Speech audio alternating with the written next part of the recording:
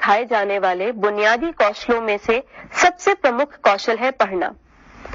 पढ़ना सीखने से जुड़ी हुई बहुत सी पद्धतियां और विधियां प्रचलित हैं।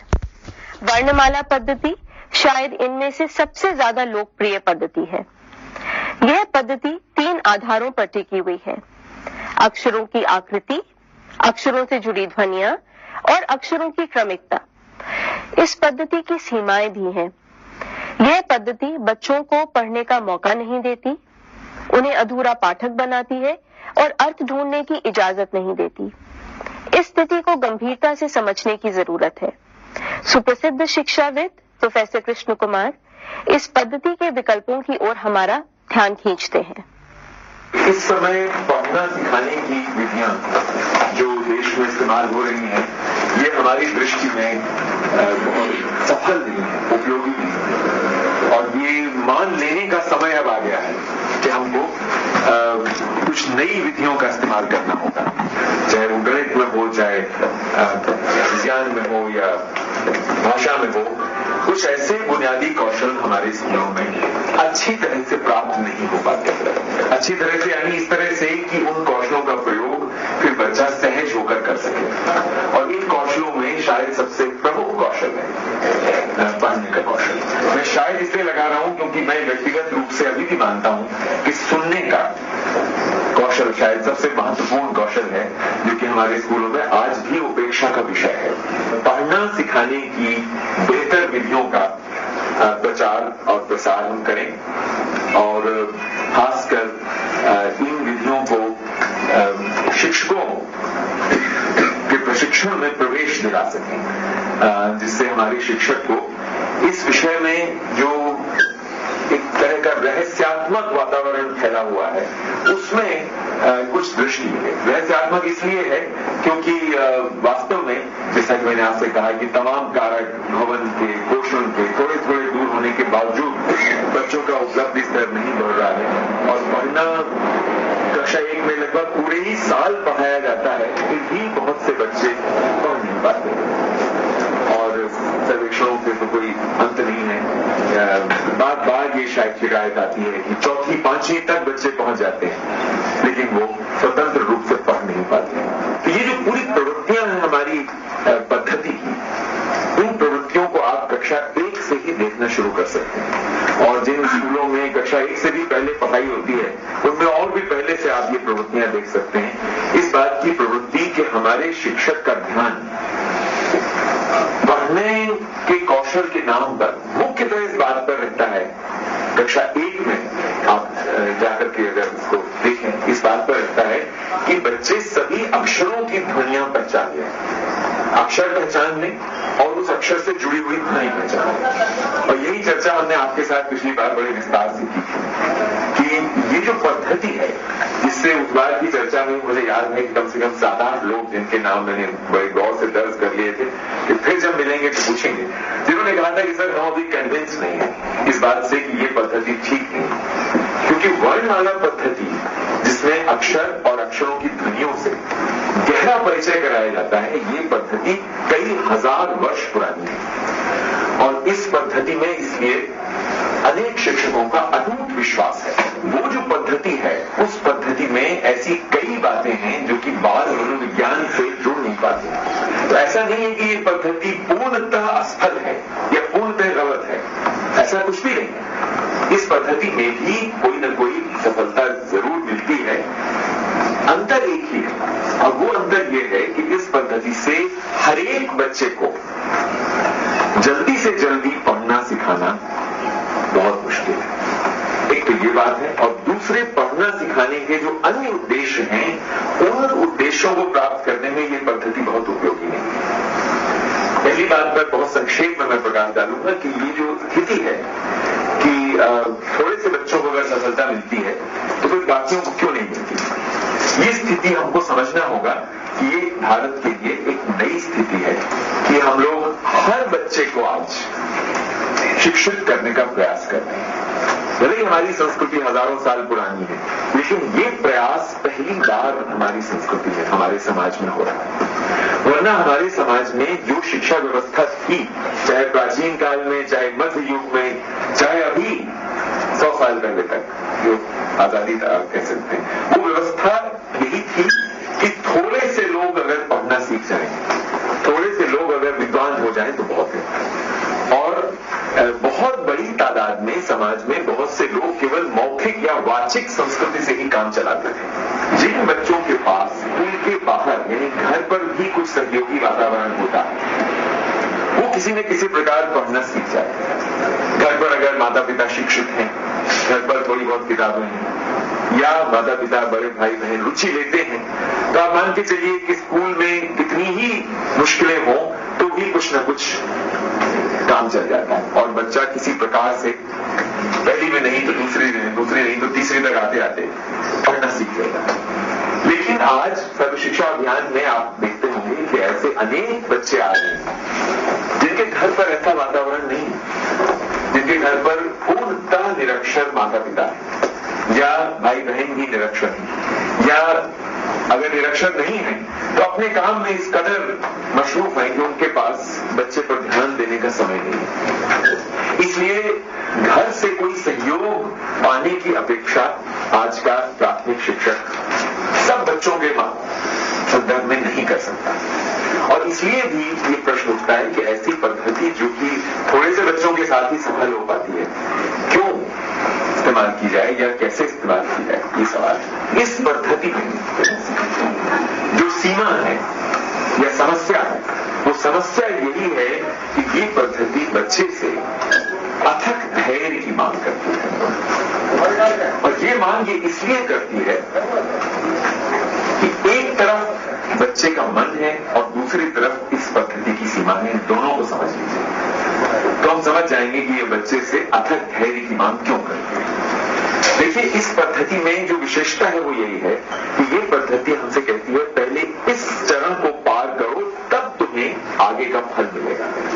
और ये चरण क्या है कि हर अक्षर की आकृति सीख लो और उस आकृति के साथ जुड़ी हुई ध्वनि पहचान लो, उसको ठीक से उच्चारित करना सीख लो और इन अक्षरों को एक क्रम में जिस तरह वर्णमाला में रखा जाता है इसीलिए उसको वर्णमाला कहते हैं। तो माला ऐसी नहीं है कि यहां कनेर का फूल लगा दिया तो वहां चांदी का, जहां चाहे जिस क्रम से कर दिया। एक निश्चित उसमें क्रम है, पहले स्वर है पूरे, उसके बाद व्यंजन है, फिर व्यंजनों में भी एक क्रम है, आपने देखा होगा। लेकिन वर्णमाला पद्धति कहती है कि नहीं भाई, इस माला के इन फूलों को आप इस तरह से नहीं करेंगे, आप इनको क्रम से करेंगे। जब ये तुम सीख लोगे अच्छी तरह से तो फिर धीरे धीरे तुम्हें पढ़ना आने लगेगा। अभी तो केवल अक्षर ज्ञान करो, अभी केवल स्वर और व्यंजन ज्ञान करो, ध्वनियां सीख लो, क्रम सीख लो। अभी ये कोशिश करोगे कि भाई इस किताब पर क्या लिखा है, ये एकदम अभी पढ़ने की कोशिश करोगे नहीं समझना। पहले ये समझो कि ये जो पहला अक्षर है ये वर्णमाला में किस जगह पर है, उसका पहचानो, उसकी ध्वनि पहचानो।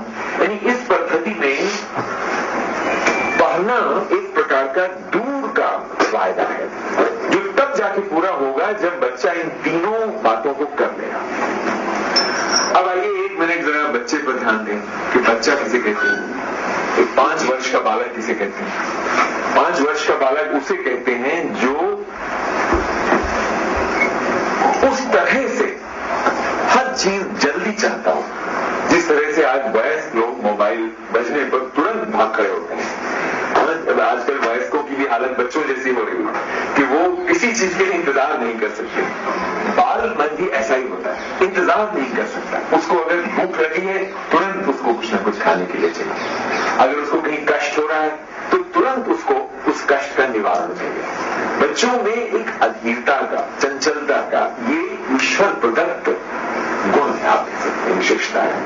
ये जो प्रवृत्तियां हैं ये एक बहुत बड़े संदर्भ में अगर आप देखें तो ये बच्चों की एक बड़ी बुनियादी विशेषता की ओर इशारा करती है जिसको आधुनिक मनोविज्ञान ने बहुत गहराई से समझ के बार बार सिखाने की कोशिश की है, लेकिन आसानी से हम लोग जो बड़े हो जाते हैं इसको सीख लेते हैं। और वो ये विशेषता है कि बच्चा जन्मजात इस संसार में कोई अर्थ ढूंढता है, अपने लिए कोई मतलब ढूंढता है और वो ऐसा कोई काम उसको पसंद नहीं है जिसमें कोई अर्थ ना हो, जिसमें ऐसा कोई अर्थ ना हो जो उसके मन का ना हो। वो अगर रोता है तो इसमें भी अर्थ है, खाने के लिए मांग रहा है, जन्म लेते ही रोता है क्योंकि उसको अकेलापन महसूस होता है, मां के लिए रोता है, उसके बाद भूख लगती है तो रोता है। अगर चुप हो जाता है तो वो भी बिना अर्थ के चुप नहीं होता, संतुष्ट होता है तब चुप होता है। अगर उसके मन में कोई और कष्ट नहीं है तब वो खेलता है। तो वो खेलता भी इसलिए है कि वो खेल के जरिए चीजों से जुड़ना चाहता है, संसार को समझना चाहता है। उसके लिए संसार एकदम नया है, अपरिचित है। उसकी सभी गतिविधियों को अगर आप गौर से देखें तो आप देखेंगे कि हर गतिविधि में कोई न कोई उद्देश्य छिपा हुआ है। इसीलिए मनोविज्ञान हमसे कहता है कि बच्चा एक सोद्देश्य प्राणी है। उद्देश्य जो है वो किशोरावस्था में या हमारी उम्र में नहीं प्रकट होता, बल्कि हमारी उम्र में आने पर तो उद्देश्य अपने आप कुछ खिसकने लगते हैं। छोटे बच्चे के लिए सोद्देश्यता एक बहुत ही केंद्रित विचार है। और इसलिए संक्षेप में ये बात अब आप समझ सकते हैं कि इसलिए ऐसी कोई भी पद्धति जो तुरंत बच्चे को कोई अर्थ नहीं देती या उसको ये तुरंत महसूस नहीं करा पाती कि मैं ये क्यों सीख रहा हूं, इससे मुझे क्या लाभ है, ऐसी कोई भी पद्धति बच्चों को रास नहीं आ सकती, पसंद नहीं आ सकती। और वो जो पद्धति जिसका मैंने आपसे जिक्र किया था, वर्णमाला पद्धति की समस्या ही ये है कि वो पद्धति बच्चे से कहती है कि भाई आज ये सब करो, ध्वनियां सीखो, आकृतियां सीखो, क्रम सीखो, कल के दिन तुम पढ़ना सीख सकोगे। और पढ़ने का अर्थ तब तुम्हें समझ में धीरे धीरे आएगा।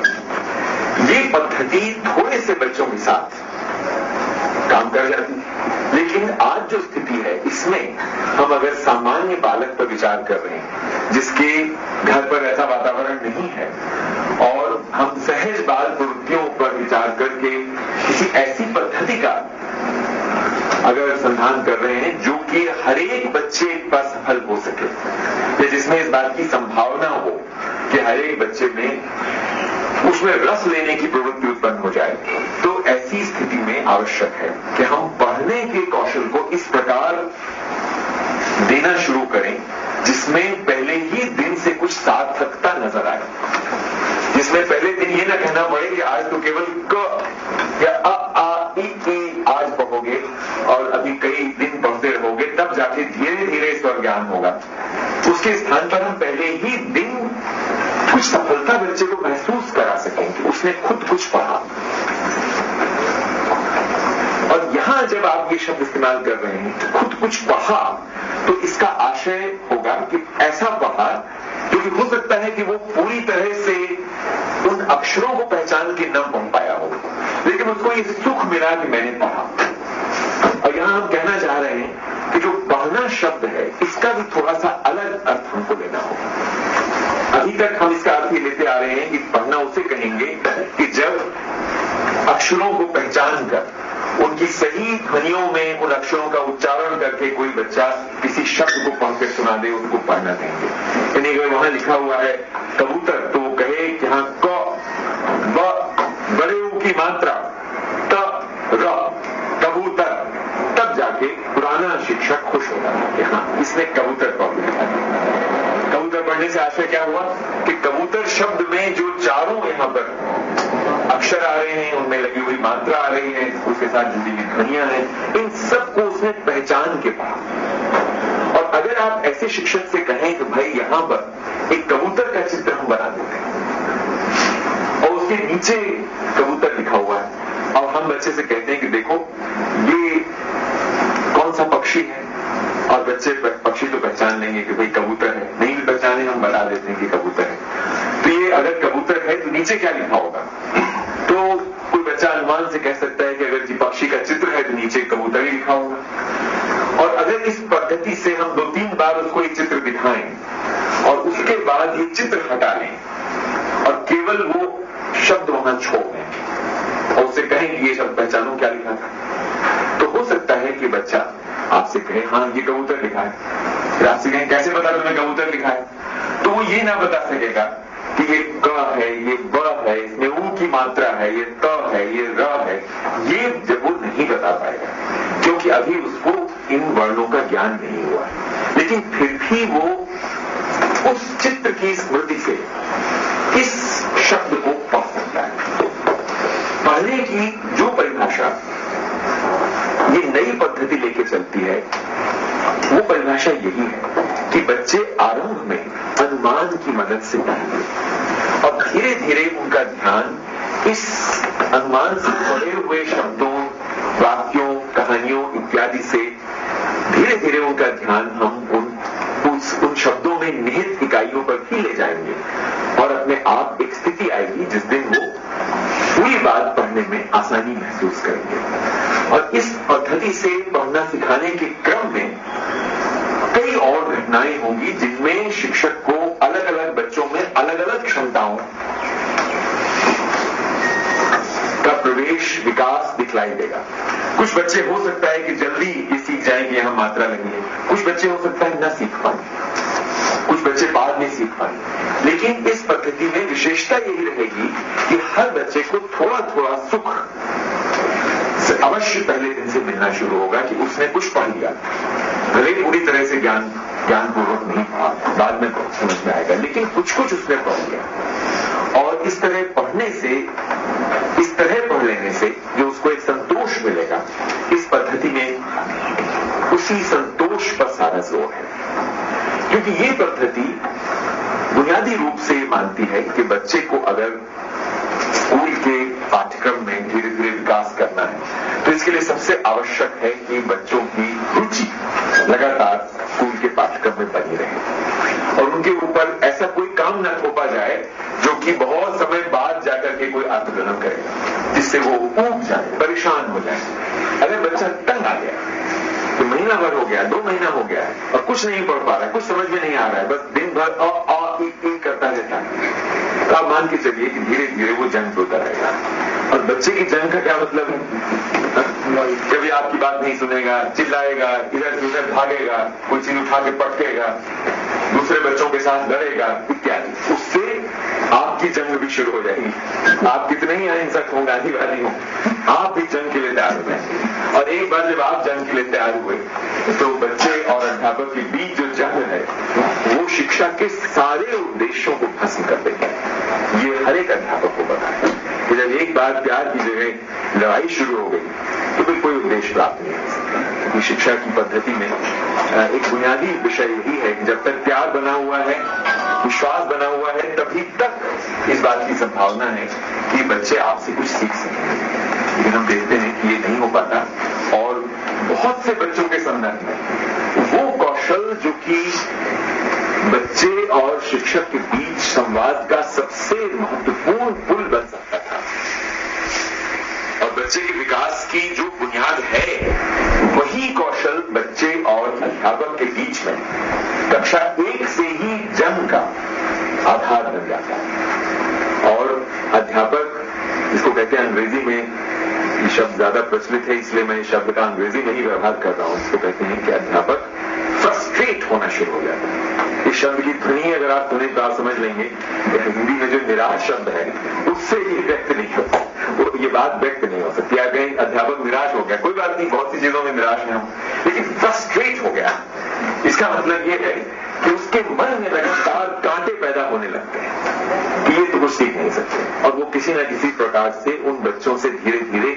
विमुख हो जाता है, उदासीन हो जाता है। उनके प्रति उसका राग भाव, प्यार का भाव, धैर्य का भाव जो बड़ी मुश्किल होता है, वैसे ही बड़ा मुश्किल होता है छोटे बच्चों से धैर्य बनाए रखना, बिल्कुल ही खत्म हो जाता है। और धीरे धीरे स्थिति ये आ जाती है कि पहले ही वर्ष में जाड़े तक बहुत से बच्चों के मन में ये भाव पैदा हो जाता है कि ये जो आदमी है या ये जो महिला है ये मुझसे प्यार नहीं करता और अब इसको मेरी परवाह नहीं। हालांकि छोटे बच्चे इस भाषा में बोलते नहीं है, लेकिन उनको ये समझ में आ जाता है कि अब आपके मन में मेरे सीखने की आशा नहीं बची। और जैसा ये एक ऐसा एहसास है ये जिसकी वजह से वो धागा टूट जाता है, जिसके वजह से बच्चे स्कूल आते हैं, उनमें आशा रहती है कि आपसे कुछ सीखेंगे।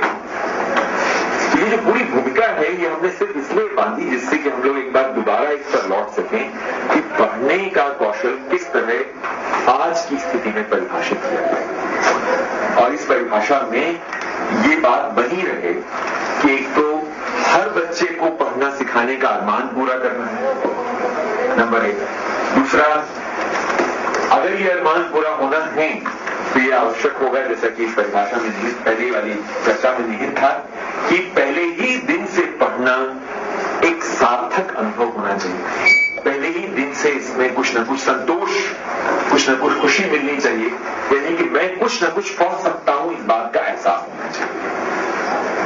और इस आधार पर आप इस नई परिभाषा में कह सकते हैं कि दरअसल पढ़ना एक ऐसा कौशल नहीं है जो कि पढ़ाया जाना हो, बल्कि एक ऐसा कौशल है जो कि धीरे धीरे विकसित होना है। जैसे कि फूल विकसित होता है, फूल को आप खिला नहीं सकते। आप कहें कि भाई ये कली है, मेरे पास तो टाइम है नहीं, इसकी ही पंखुड़ियों को थोड़ा थोड़ा फैला करके और हम खिला देते हैं, संभव नहीं होता। इसी तरह से ये पढ़ने का कौशल है, इस कौशल को विकसित होने का मौका मिला है। और विकसित होने का मौका देने का अर्थ ही है कि अधिक से अधिक मात्रा में बच्चे को ऐसी सामग्री उपलब्ध कराना है जिसमें बच्चे में रुचि पैदा करने की क्षमता हो, आकर्षित करने की क्षमता हो, और जिसको पढ़ते समय, यानी कि जिसको देखकर अनुमान से भी पढ़ते समय बच्चे को थोड़ा थोड़ा सुख मिलने लगे इस बात का। भले वो धोखा है, वो सुख असली सुख नहीं है, पूरी तरह नहीं पढ़ सकता है, लेकिन उसको इस बात का थोड़ा थोड़ा एक सुख मिलने लगे कि मैं पढ़ सकता हूं, क्योंकि इस सुख से जुड़ा हुआ है बच्चे का आत्मविश्वास। अगर ये सुख शुरू में उसको एक, आप कह सकते हैं कि बगैर गहराई से पढ़े हुए भी मिल रहा है, लेकिन इससे कुछ और हासिल हो रहा है जो कि आज की शिक्षा व्यवस्था में हासिल नहीं हो रहा है, वो है आत्मविश्वास। मैं पढ़ सकता हूं, अगर मैं पढ़ सकता हूं तो मैं कल के दिन पढ़ लूंगा, कल नहीं तो परसों पढ़ लूंगा। जब तक इंसान में ये आत्मविश्वास रहता है तो वो कुछ भी कर सकता है। ये बात सिर्फ बच्चों में लागू नहीं होती, ये बात बड़ों में भी लागू होती है, चाहे वो व्यापार कर रहे हों, चाहे वो नौकरी के लिए कोशिश कर रहे हों, चाहे वो कोई और काम, मकान बना रहे हों। अगर उनके मन में ये आत्मविश्वास बना रहता है कि मैं कर सकता हूं, यानी मेरी ऐसी क्षमता है, तो वो आज नहीं तो कल, कुछ वर्ष बाद कुछ ना कुछ कर लेंगे। लेकिन बच्चों के संदर्भ में तो ये बात बहुत ही सच है कि अगर बच्चे ने ये आत्मविश्वास किसी शिक्षा प्रणाली ने तोड़ दिया और ये महसूस करा दिया 2-4 महीने जब वो नहीं पढ़ पाया कि मैं तो पढ़ ही नहीं सकता हूं, और अगर 2-4 बार किसी ने घर पे भी कह दिया कि तुमको जुलाई से भेज रहे हैं, तुम तो बुद्धू हो, अब तक पढ़ना नहीं सीख पाए, अरे तुम इससे अच्छा है हला को जाओ, बम्बियां चलाओ। अगर किसी ने इस तरह बोल दिया तो आप समझिए कि फिर बच्चे का आत्मविश्वास बिल्कुल ही टूट जाएगा। और ये एक सच्चाई है कि घरों में इस तरह की बातें बच्चों को अक्सर सुनने को मिलती हैं। अगर खास करके शुरू के कुछ महीनों में उनमें कोई ऐसा विकसित नहीं हो सका कौशल जिसको माता पिता महसूस कर सके, तो इस तरह की बातें बहुत आम तौर पर उनको सुनने को मिलती हैं, और ऐसी स्थिति में आत्मविश्वास टूट जाता है। तो हमको पढ़ने के कौशल की कोई ऐसी परिभाषा रचने का प्रयास अपने मन में करना है जिसमें ये सारी विशेषताएं हों, और जो पढ़ने के कौशल को प्रत्यक्ष रूप से देने के स्थान पर धीरे धीरे बच्चे में विकसित होने की संभावना पैदा करती है। क्योंकि प्रत्यक्ष रूप में तो वो दिया नहीं जा सकता। प्रत्यक्ष रूप में देने के जो तरीके हैं कि भाई वर्णमाला सिखाओ, ये सब करो, धीरे धीरे अर्थ में वो पढ़ने भी लगेंगे। जब वो मात्राएं भी सीख जाएंगे, 12 खड़ी हो जाएगी, ध्वनियां हो जाएंगी, आकृतियां हो जाएंगी, तो एक दिन आकर के वो दिन आएगा जिस दिन वो पढ़ेंगे क म ल कमल। वो वाला जो पूरा सिस्टम है, उस व्यवस्था में ये जो विशेषताएं हैं जिनकी ओर हमने पहले इशारा किया, उनकी वजह से जो समस्याएं उत्पन्न होती हैं, उसके विकल्प के तौर पर हमको एक ऐसी पद्धति की कल्पना करनी होगी जिसमें बच्चे में स्वयं पढ़ने की इच्छा लगातार बनी रहे और विकसित होती रहे, और उसमें ये आत्मविश्वास बनता चला जाए कि हम पढ़ सकते हैं, हम खुद पढ़ सकते हैं। और वो आपका प्रयोग केवल इस नाते करें कि आप उसको लगातार प्रोत्साहित करते हैं, और जिस जिस चीज में उसको कठिनाई आ रही है वो कठिनाई आप दूर करते चलें। यानी शिक्षक की भूमिका भी यहां बदल जाएगी। शिक्षक स्वयं पढ़ाने की जगह बच्चे में किसी विकसित होती हुई चीज का उद्दीपन करने वाला बन जाएगा, प्रोत्साहक बन जाएगा, और उसके रास्ते में में जो बाधाएं हैं, जिसे कोई शब्द नहीं पढ़ पा रहा है, चित्र भी देख रहा है तो भी नहीं समझ में आ रहा है उसको कि ये क्या लिखा होगा, तो ऐसी बाधाओं की स्थिति में वो मदद करे, उन बाधाओं को दूर कर दे। तो ऐसी पद्धति हमको विकसित करने की एक कोशिश करना है अपनी कक्षाओं में।